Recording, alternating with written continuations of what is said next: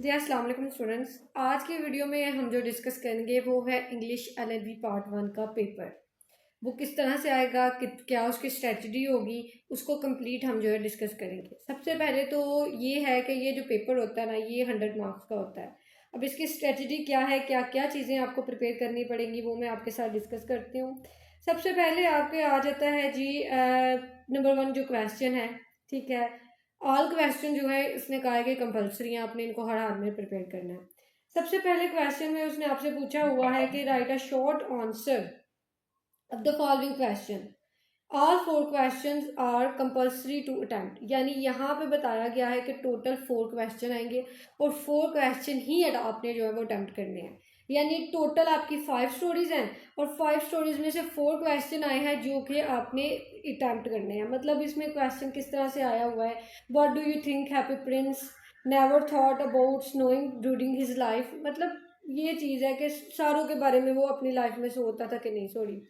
तो ये चीज़ आपने इसको एलेबोरेट करना है। अब आपने क्या करना है, स्टोरी में से तैयार स्टोरी को किस तरह से पढ़ना है। सबसे पहले तो समरी तैयार करनी है, लेकिन समरी का ये तरीका नहीं कि आप समरी को ही पेपर में लिखें, ऐसे नहीं आपने करना। आपने समरी को प्रिपेयर करना है, उसके कैरेक्टरिस्टिक्स को प्रिपेयर करना है, उसके थीम को प्रिपेयर करना है। 4-5 क्वेश्चन एक स्टोरी के अंदर से आप याद करेंगे, तब आप पेपर में उसको जो है वो एलिजिबल होंगे उसको रैंक करने के। अक्सर बच्चे क्या करते हैं कि बस समरी याद कर ली और एज इट इज़ उसको वैसे लिख दिया। अब ये जैसे क्वेश्चन उसने पूछा हुआ है कि क्या हैप्पी प्रिंस की लाइफ में शाहरुख है था, क्या उसको गम के बारे में कुछ पता था। तो इसको अगर आप सिंपल ही लिखना स्टार्ट कर दें तो ऐसा नहीं होता। पहले तो आपने राइटर के बारे में बताना होता है कि आपकी पहली लाइन क्या करना होता है कि जब भी आपने स्टोरी लिखनी है उसके राइटर का नाम ज़रूर लिखना है। कोई भी क्वेश्चन है स्टोरी के रिलेटेड, राइटर का आपने ज़रूर बताना है, उसका हवाला ज़रूर देना है। ये नहीं कि अब राइटर की इंट्रोडक्शन लिखना शुरू कर दें, नहीं, सिर्फ उसका नाम आपने बताना है। देन उसके बाद आपका जिस काइंड का भी क्वेश्चन पूछा जाए आपने उसको एलेबोरेट करना है। अब यहाँ पे उसने गम के बारे में पूछा है, तो जब वो प्रिंस होता है तब उसके पास सारो या इस तरह की हार्डशिप वाली लाइफ उसकी होती नहीं है, वो बहुत जो है मज़े की ज़िंदगी गुजार रहा होता है। बट जैसे ही उसका स्टैचू बना के और हाईएस्ट जगह पे जो है वो सिटी में लगा दिया जाता है, तो वहाँ पे वो देखता है अपने लोगों के जो रद्द अमल है या उन लोगों के बेचारों के हालात देखता है, तो फिर उसको मालूम होता है कि कैसे लोग जो है वो अपनी ज़िंदगियाँ गुजार रहे हैं।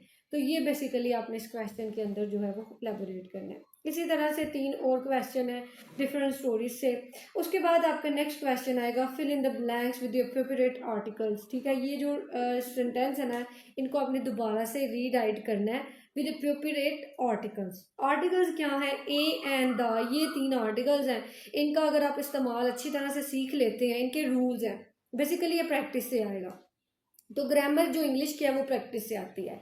तो इनके आपने रूल्स याद करने हैं। रूल्स याद करने का बेहतर जो तरीकाकार है ना, वो बीए की बुक है इंग्लिश ग्रामर की। अगर आप वो परचेज कर लें तो उसमें कंप्लीट जो गाइडलाइन दी गई है ना वो मौजूद है। इसके साथ साथ फर्दर जो आपका क्वेश्चन है वो ये है कि जी identify the underline part of speech के। पार्ट ऑफ स्पीच बताने हैं आपने कि इसमें अंडरलाइन आपने करना है कि कौन से जो है जी वो पार्ट ऑफ स्पीच आते हैं। ठीक है, आपको लफ्ज़ दे दिए जाएंगे और आपने उसको आइडेंटिफाई करना है कि ये नाउन है, प्रोनाउन है, वर्ब है, एडजेक्टिव है। यानी आपको जो आपके पार्ट ऑफ स्पीच है ना वो प्रिपेयर करने पड़ेंगे। एक पोर्शन आपका ये होंगे। नेक्स्ट आपका क्वेश्चन है कि change the voice of any 5 of the following. अब आपको जो है वो 8 सेंटेंसेस दिए जा रहे हैं।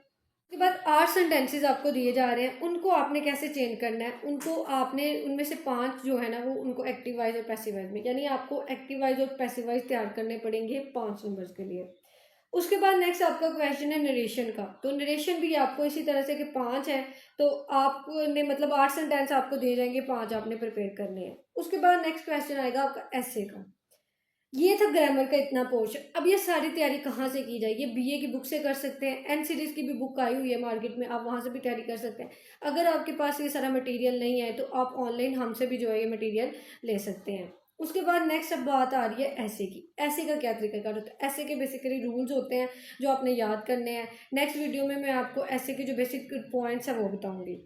उसके बाद जो है इंग्लिश आपको पूछा जाएगा कि जी जो ये है जी लेटर लेटर आएंगे आपको, फॉर्मल और इनफॉर्मल दोनों होंगे लेटर, लेकिन पेपर में एक ही लेटर आएगा। पहले 2 आते थे, उसमें से आपने एक अटेम्प्ट करना था, लेकिन अब जो है उसने कंपलसरी कर दिया इस क्वेश्चन को। वो फॉर्मल लेटर भी दे सकता है और इनफॉर्मल लेटर भी दे सकता है।